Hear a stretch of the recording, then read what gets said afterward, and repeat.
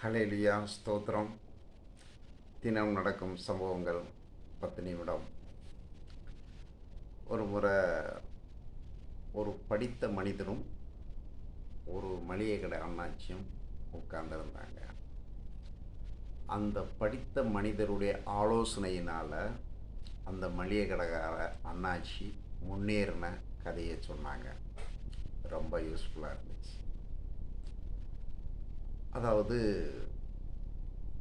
ஒரு மனுஷன் முன்னேறணும்னா அந்த படித்த மனிதர் சொன்னது 5 காரியம்னு சொன்னாப்புல.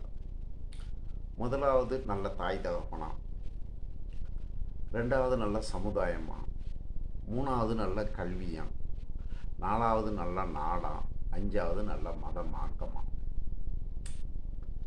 அப்போது நல்ல தாய் தகப்பன் அப்படின்னு சொல்லும்போது அவர் என்ன சொல்கிறாரு, நம்ம பிறந்து வளரும்போது நாம் தாய் தகப்பனுடைய எண்ணங்கள் ஒரு ஃபார்வர்டு மைண்டாகவும் தனக்காகவும் தன் பிள்ளைகளுக்காகவும் வாழுகிற ஒரு எண்ணம் வந்தால் அது எந்த சமுதாயத்தில் பிறந்தாலும் அவங்க முன்னேறிடுவாங்க. படித்த மனிதர் சொன்னது. 2வது நல்ல சமுதாயம். சமுதாயங்கிறது கோஆப்ரேட்டிவ். தானும் நல்லா இருக்கணும், தன் தம்பியும் நல்லா இருக்கணும், தன் அண்ணனும் நல்லா இருக்கணும், சொந்த பந்தங்கள் நல்லா இருக்கணும் அப்படின்னு ஆசைப்படுறதுனா கோஆப்ரேட்டிவ். சங்கங்கள், அந்த சங்கங்கள் சேர்ந்துச்சுன்னா ஒரு மனுஷர்களை தூக்கி பாதுகாத்துடும். தேர்டு நல்ல கல்வி. ஒரு மனுஷன் கல்வியை எங்கெல்லாம் கற்றுக்கிடலான்னா ஸ்கூலில் மட்டும்தான் இல்லை, நம்ம பழகிற நட்பில் சேர்கிற இடங்கள்ல இருந்தும் கல்வியை கற்றுக்கிடலாம். அதுவும் ஒரு கல்வி. 4th நல்ல நாடு. ஒரு நாட்டில் நல்ல இயற்கை வளங்கள் இருந்துச்சுன்னா அந்த இயற்கை வளங்களை அவங்களுக்கு லாபகரமாக மாறிடும்.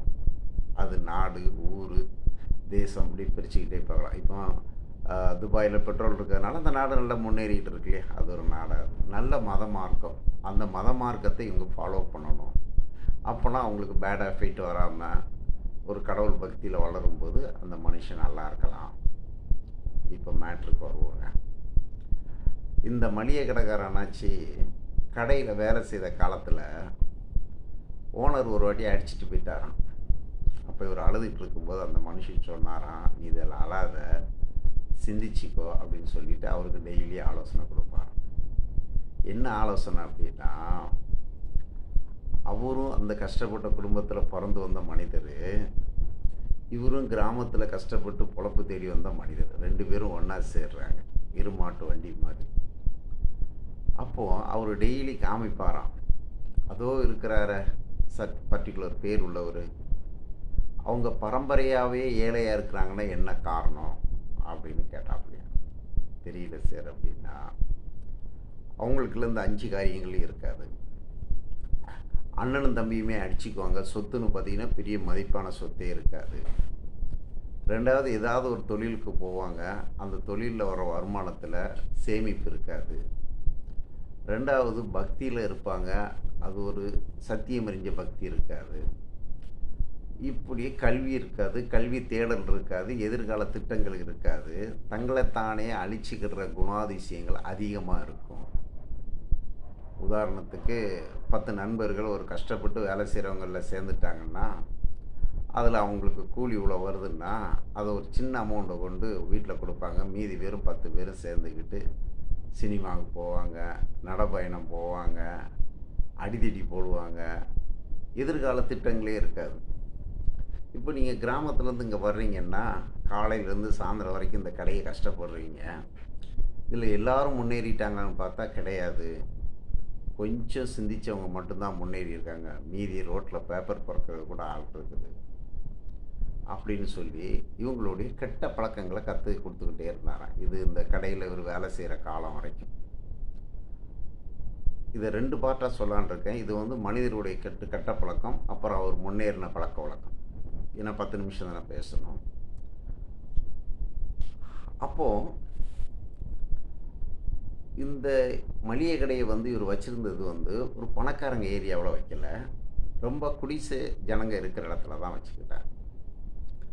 அப்போ அந்த குடிசை இருக்க ஜனங்களில் பார்த்தீங்கன்னா 4 பிள்ளை பெற்றாலும் சரி, 5 பிள்ளை பெற்றாலும் சரி, அந்த 5 பிள்ளைங்களும் கவர்மெண்ட்ல என்னதான் சலுகை கொடுத்தாலும் இவங்களுக்கு படிப்புங்கிற என்னன்னே தெரிய மாட்டேங்குது.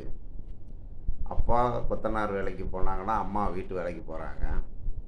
ஒரு பர்ட்டிகுலர் டைம் வந்த உடனே இந்த பிள்ளைங்க ஒண்ணு அப்பா கூட வேலைக்கு போறாங்க, இல்லன்னா வெள்ளையடிக்க போறாங்க.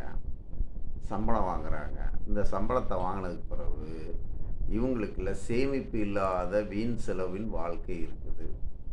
பெருமையின் வாழ்க்கை இருக்குது. ஒரு பையன் என்னடான்னா, சினிமா தியேட்டர் கட் அவுட்ல போய் பால் ஊத்துவான் நண்பர்களோட போய் அடிதடி போட்டு போலீஸ் ஸ்டேஷன் போவான். அது வந்து இந்த 18லேருந்து 28 வயசுக்குள்ள இவங்க போடுற ஆட்டத்திலேயே அவங்க வருமானங்கள் எல்லாம் செலவாகி போகுது. இன்னொரு பையன் என்னன்னா, இந்த வயசுலயே ஏதாவது ஒரு பொண்ணை இழுத்துக்கிட்டு ஓடுவான். உடனே அவங்க அந்த போலீஸ் ஸ்டேஷன் காலகட்டங்களை அலைஞ்சு அந்த பணம் வேஸ்ட்டாக போகும். இப்படி அவங்க சம்பாதிப்பாங்களே தவிர, அதில் சேமிப்பே இல்லாத காலகட்டமான வாழ்க்கை வாழ்கிறாங்க. இன்னொரு வீட்டில் போய் பார்த்துட்டிங்கன்னா வியாதிகள் இருக்கும். என்ன வியாதி இருக்குன்னா, அப்பா சிகரெட் அடிப்பார், இல்லைன்னா பீடி அடிப்பார். அவருக்கு ஒரு 40, 45 வயசில் சரியான சாப்பாடு இல்லாமல் பீடியும் தண்ணியும் அடித்து அது டிபி வியாதிலையோ இல்லை ஏதோ ஒரு பெரிய வியாதியிலையோ கொண்டு வச்சிரும். சரி, இந்த வியாதிக்கு சரியான சத்தான உணவு சாப்பிடுவாங்களான்னு கேட்டால் கிடையாது. இதுக்கு பதிலாக என்ன பண்ணுவாங்க, ஒவ்வொரு தெய்வங்கிட்ட வேண்டிக்கிடுவாங்க. கடவுளே அவங்க அப்பாவுக்கு சரியாச்சுன்னா நான் இதை செய்கிறேன், நான் அதை செய்கிறேன்னு.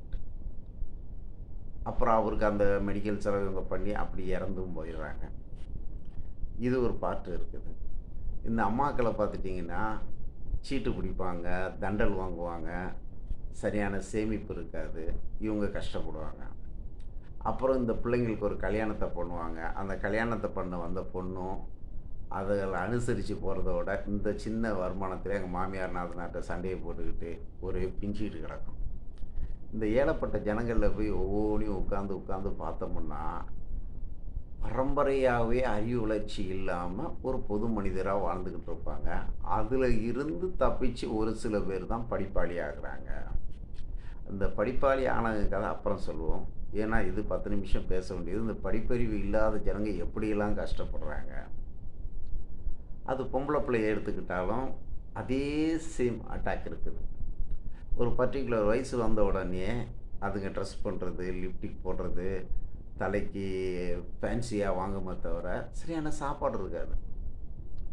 ஒரு அகத்தின் அழகு முகத்தில் தெரியணும் அப்படின்னா, ஹெல்த்தான ஃபுட்டு சாப்பிட்ட குழந்தைங்க பாடி ரீதியாக அழகாக இருக்கும். பாடி ரீதியாக அழகாக இருந்தால் மூளை நல்லா இருக்கும். மூளை நல்லா இருந்தால் செயல் நல்லா இருக்கும். செயல் நல்லா இருந்தால் சக்ஸஸ் இருக்கும். இதுங்களுக்கு சரியான உணவே கிடையாது. ஏழப்பட்ட ஜனங்களில் பார்த்தீங்கன்னா, காலையிலே பழையது இருக்கும், இல்லைன்னா ஹோட்டலில் வாங்கி இட்லி சாப்பிடுவாங்க. மத்தியானத்தில் சாப்பிட்டாலும் சாப்பிடுவாங்க, சாப்பிடவே மாட்டாங்க. பார்த்தீங்கன்னா 4 மணி 3 மணிக்கு சாப்பிடுவாங்க. அது இல்லாமல் இப்போ செல்லுன்னா செல்லை வச்சு விளையாண்டுட்டு இருக்கோம். இல்லைன்னா அந்த காலகட்டத்தக்கன கெட்ட பழக்கங்கள் இருக்குமே தவிர, பொம்பளை பிள்ளைங்களுக்கும் இது நம்ம முன்னேறணுமே, நம்ம அப்பா அம்மா கஷ்டப்படுறாங்களே, ஏன் நாம் கஷ்டப்படுறோன்னு சிந்திக்கிறது இல்லை. அந்த சிந்திப்பு தான் கல்வி. அது எழுத படிக்கிறது நம்ம +2 வரைக்கும் பேசிக்கல் கல்வி எடுத்துக்கிறோம். அதுக்கு பிறகு தொழில் கல்வி எடுத்துக்கிறோம். இவங்களுக்கு தொழில் கல்வியும் வராது, பேசிக்கல் கல்வியும் வராது. ஆனால் அந்த உலக மார்க்கமான கல்வி வந்துடும். கெட்ட வார்த்தைகளை வந்து சரளமாக பேசுவாங்க.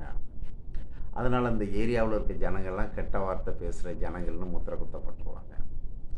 இந்த ஏரியா இருக்க ஜனங்க எப்படிலாம் ஏமாறுறாங்க தெரியுங்களா? இதுங்க கொஞ்சம் சம்பாதிச்ச உடனே இந்த சீட்டை போட்டு ஒரு நகையை வாங்குதுங்க. அதில் ஃப்ரெண்ட்ஷிப் வந்து கேட்குறவங்க அதில் நகை இருக்குது, எங்கள் வீட்டில் ஒரு ஃபங்க்ஷனுக்கு போகணும், அடகு கொடுங்குறாங்க. உடனே இது நண்பனு கொடுக்குது, கொண்டு அடகு வைக்குது, திருப்புறதை இல்லை, அது அப்படியே போயிடுது. உதாரணத்துக்கு ஒரு 10,000 ரூபாய்க்கு ஒரு பொருளை வாங்கிச்சிங்கன்னா, அதை நண்பருக்காகவோ தன்னுடைய கஷ்டத்துக்காகவோ ஒரு 2,000 3,000த்துக்கு அடகு வைக்கிறாங்க. இவங்க வருமானத்துக்கு மேலே செலவு இருக்குது. அதை ஒரு 3 மாதம் 4 மாதம் வட்டியை கட்டுறாங்க. அதுக்கப்புறம் அதை விட்டுதாங்க. அதை அந்த ஏரியாவில் அடகு கடை வைக்கிற மார்வாடி நல்ல லாபத்துக்கு விற்று நல்லா முன்னேறுறாங்க. இப்போ எல்லாருமே அடகு கடை வைக்கிறாங்க. ஏன்னா இந்த ஜனங்க ஏமாறுறதுனால தான் அவங்களுக்கு வருமானம். இந்த ஜனங்க வருமானம் 1000 500 சம்பாதிச்சுன்னா செலவு பண்ணும்போது அது 1500 செலவு பண்ணாலும் வருத்தம் இல்லை. ஏன்னா நாளைக்கு விளையும் மழை போல், நாளைக்கு பெய்யும் மழை போல் நாளைக்கு எனக்கு வருமானம் வரும், இன்றைக்கி செலவு பண்ணுன்னு சொல்லி சேமிப்பு இல்லாமல் செலவு பண்ணி இந்த ஜனங்க கஷ்டப்படுறாங்க.